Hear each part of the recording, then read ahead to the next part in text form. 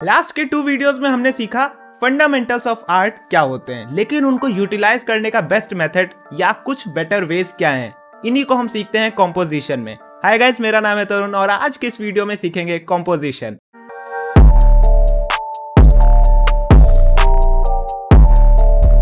Okay, सो composition. अब किसी भी सीन को कंपोज करने के लिए हम उसको 3 पार्ट में कवर करते हैं।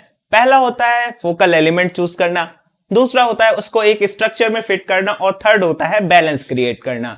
तो तीनों को पहले समझ लेते हैं, उसके बाद एक कंपोज सीन भी बना के देखेंगे। तो फर्स्ट है फोकल एलिमेंट। इसका मतलब क्या होता है? मतलब तुम्हारे आर्ट वर्क का जो मेन फोकस होगा उसे हम फोकल एलिमेंट कहते हैं। लाइक तुम एक पोर्ट्रेट बना रहे हो, इसमें कई सारी चीजें पीछे बैकग्राउंड में, लेकिन इसमें जो तुम्हारा मेन फोकस है वो क्या होगा? ये आदमी या वुमेन कोई भी हो सकता है, और इसमें भी तुम्हारा मेन फोकस होगा इसका फेस, क्योंकि ये पोर्ट्रेट है तो फेस के आसपास काफी सारी डिटेल्स होंगी। यही होता है फोकल एलिमेंट। अब फोकल एलिमेंट को हमारी कई सारी चीजें अफेक्ट करती हैं, जिन्हें हम कहते हैं गाइडिंग लाइंस या गाइडिंग शेप्स। लाइंस की एक क्वालिटी हमने फर्स्ट वीडियो में कवर करी थी कि उनकी डायरेक्शनल वैल्यू होती है, मतलब डायरेक्शनल क्वालिटी होती है। लाइक यहां से यहां तक गए तो या तो तुम अगर यहां से स्टार्ट करोगे यहां पहुंच जाओगे, यहां से स्टार्ट करोगे तो इसके होते हुए यहां तक आ जाओगे। तो ये एक डायरेक्शनल क्वालिटी होती है लाइन की। तो सिमिलरली आर्ट वर्क में भी अगर हमारा ये सब्जेक्ट है, दोबारा ड्रॉ कर लेते हैं। सो ऐसे गाइडिंग लाइंस रखें कि कहीं से भी शुरू हो वो फेस पे जाके पॉइंट करें या फेस पे डायरेक्ट करें हमको। तो इस तरह से मान लेते हैं ऐसे ही डायरेक्शनल शेप्स होते हैं। लाइक ट्रायंगल्स हो गए, स्क्वायर्स का कॉर्नर हो गया, कुछ ऐसा कर दिया, या डायगोनल्स को मतलब शो करा, तो सारा फोकस यहां पे आए। तो इन्हीं को हम लोग गाइडिंग लाइंस कहते हैं, गाइडिंग शेप्स कहते हैं। इनका भी इंपॉर्टेंस देखेंगे आगे चल के, स्ट्रक्चर के बाद बैलेंस करने में, स्ट्रक्चर में भी होता है इंपॉर्टेंस। ठीक है, तो नेक्स्ट है हमारा स्ट्रक्चर।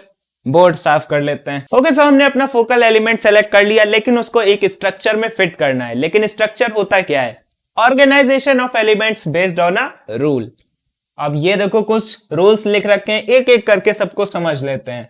सो पहला है गोल्डन रेशियो। गोल्डन रेशियो तुमने एक स्पाइरल देखा होगा, कुछ ऐसा सा। यहां पे हम अपना रखते हैं सेंटर में इसके, इस स्पाइरल के फोकल एलिमेंट को, क्योंकि इस स्पाइरल की जो ये लाइन होती है ये गाइडिंग लाइन की तरह एक्ट करती है, जो हमने अभी पहले समझा था, और इसको यहां पे लाती है। लाइक अगर एक ये हमारे पास वर्किंग स्पेस है, तो हमने एक आदमी को बिठाया अगर, और यहां पे हम गोल्डन रेशियो बनाते हैं, तो यहां पे कुछ ऐसा डायरेक्शनल क्वालिटी डालनी पड़ेगी या डायरेक्शनल एलिमेंट्स डालने पड़ेंगे, सॉरी, जिसकी वजह से ये गाइडिंग लाइन की तरह बिहेव करे और यहां पे फोकस आ जाए। तो लाइक यहां पे हमने ये रखा है, तो मान लेते हैं एक न्यूज़पेपर रीड कर रहा है, ये चेयर की आर में ये चेयर पे बैठा हुआ है, और यहां पर से एक लैंप लगी हुई है। सो ऐसे जाके ऐसे, और मेन फोकस हमारा यहां पे। सो ये होता है हमारा गोल्डन रेशियो। नेक्स्ट है rule of thirds. Golden ratio हो गया, रूल ऑफ थर्ड्स। सो अगर हमारा ये वर्किंग स्पेस है तो हम इसको वर्टिकली और हॉरिजॉन्टली 3 पार्ट में डिवाइड करते हैं, और ये जो इंटरसेक्शन आते हैं डिवाइडिंग लाइंस के साथ, यहां पे हम अपने फोकल एलिमेंट को प्लेस करते हैं। तो ये होता है रूल ऑफ थर्ड्स। फिर है पिरामिड कंपोजिशन। पिरामिड कंपोजिशन में क्या होता है? देखो, यह हमारा वर्किंग स्पेस में, इसमें हम लोग एक पिरामिड बनाते हैं। तो यहां पे जो टॉप होता है पिरामिड का, क्योंकि एट द एंड ये सब डायरेक्शनल क्वालिटीज होती हैं लाइंस की कि ये ऊपर ले जाती हैं पिरामिड के, तो जो टॉप होता है यहां पे हम अपने फोकल एलिमेंट को प्लेस करते हैं, और इन सब वर्टिसेस को या साइड लाइंस को कह लो as a guiding line use करते हैं। तो ये होता है पिरामिड कंपोजिशन। नेक्स्ट है सिमेट्री। देखो, सिमेट्री बहुत सिंपल सी चीज होती है।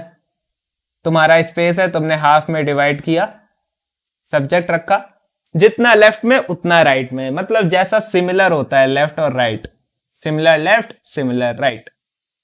इसको डायगनली भी कर सकते हो और हॉरिजॉन्टली भी कर सकते हो। लास्ट होता है फुल फ्रेम। अब फुल फ्रेम क्या है? लाइक हमारा एक सब्जेक्ट है, मान लेते हैं हमने इतनी बड़ी फोटो खींची, उसमें हमारा एक सब्जेक्ट है, तो अभी ये फुल फ्रेम नहीं है। क्यों? क्योंकि सब्जेक्ट 1/3 पे लाई कर रहा है।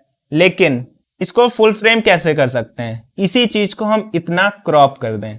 सो अभी ये फुल फ्रेम में हो गया, मतलब जितना भी एरिया था हमारे पास उसके पूरे के अंदर हमने अपने सब्जेक्ट को या फोकल एलिमेंट को फिल कर दिया है। सो ये थे हमारे कुछ स्ट्रक्चर्स जिसमें हम अपने एलिमेंट्स को प्लेस करते हैं। लेकिन इनको प्लेस करने के बाद बैलेंस कैसे करते हैं वो समझ लेते हैं। ओके, सो बैलेंस का मतलब क्या होता है? सबको पता है, बैलेंस का मतलब होता है किसी भी चीज को बैलेंस करना। वाह! अरे इसका सिंपल सा मीनिंग होता है कि तुम्हारा जो आर्ट वर्क है उसका विजुअल वेट बैलेंस्ड होना चाहिए, लेफ्ट साइड और राइट साइड दोनों, जिसकी वजह से ये आर्ट वर्क इधर उधर ना गिरे। लाइक अगर यहाँ पे हम सर्कल ऐड कर देते हैं तो यहाँ पे ये ज्यादा भारी हो गया, मतलब आर्ट वर्क इधर को गिर जाएगा। लेकिन अगर हम यहाँ पे सेम सर्कल ऐड कर दें तो विजुअल वेट बराबर हो गया और ये नहीं गिरेगा। सिमिलरली हम आर्ट वर्क जितने भी अपने बनाते हैं उसमें भी ऐसे है। लाइक हमने अगर अपना सब्जेक्ट यहां प्लेस करा है तो यहां पे हम बैलेंस कैसे क्रिएट करेंगे? हाफ में डिवाइड करा, यहां पे वेट ज्यादा है। अब इस वेट को यहां पे मतलब बैलेंस करने के लिए हम कोई भी चीज का यूज कर सकते हैं, एलिमेंट का कोई भी, line, shape, form, colour, texture, value. तो लाइक हमने यहाँ पे छोटे छोटे शेप्स ऐड करना शुरू करे और ग्रेडेशन वाले प्रिंसिपल्स का यूज करके वैल्यू को चेंज कर दिया, तो अभी ये बैलेंस्ड हो गया, विजुअल वेट बराबर हो गया। ओके, सो सबसे पहले हमें चूज करना होता है फोकल एलिमेंट, फिर चूज करना होता है स्ट्रक्चर और फिर करना होता है कंपोज, यानी कि पूरी तरीके से बैलेंस। सो पहले फोकल एलिमेंट हम लोग चूज करते हैं अपना एक हट और एक ट्री उसी के आसपास, थोड़ा वेरिएशन क्रिएट करने के लिए। स्ट्रक्चर हम लोग रूल ऑफ थर्ड्स यूज करेंगे, तुम कोई सा भी कर सकते हो। बैलेंस के लिए पहले इतना काम कर लेते हैं फिर बैलेंस करेंगे। तो पहले अपना वर्किंग स्पेस बना लिया, अब यहां पे एक हट बना ली जो हमारा फोकल एलिमेंट है। यहां पे क्यों बना रहे हैं? क्योंकि हमने स्ट्रक्चर 1/3 वाला चूज किया है। देख रहे हो यहां पे फोकल पॉइंट आ रहा है, तो यहां पे हमने अपना एलिमेंट प्लेस किया है। अब ये देखो, इसको अगर हाफ में डिवाइड करोगे तो ये इधर को गिर रहा है, बैलेंस की बारी आ गई। वाह, बैलेंस की बारी आ गई। अब देखो ये इधर को गिर रहा है, तो अब हम यहां पे कोई भी एलिमेंट का यूज करके यहां पे विजुअल वेट ऐड करेंगे ताकि ये बैलेंस हो जाए। अब देखो दूसरी जो झोपड़ी ऐड करी है उससे इतना भी बैलेंस नहीं हो रहा। क्यों? अगर ब्लर करके देखो अपनी आइस को तो यहां पे अभी भी वेट ज्यादा है। तो यहां पे हम लोग अभी और क्या कर सकते हैं? यहां पे कुछ लाइंस ऐड कर सकते हैं, गाइडिंग लाइंस, क्योंकि मेन फोकस तो हमारा ये है। तो यहां पे गाइडिंग लाइंस ऐड करने से क्या होगा? इधर एलिमेंट ऐड होगा तो इधर वेट बढ़ जाएगा और इधर को गाइड करेगा तो हमारा मेन फोकस पे भी आ जाएगा। तो हमने एक रास्ता बना दिया, कुछ रॉक्स ऐड कर दिए और हमारा सीन बैलेंस्ड हो गया।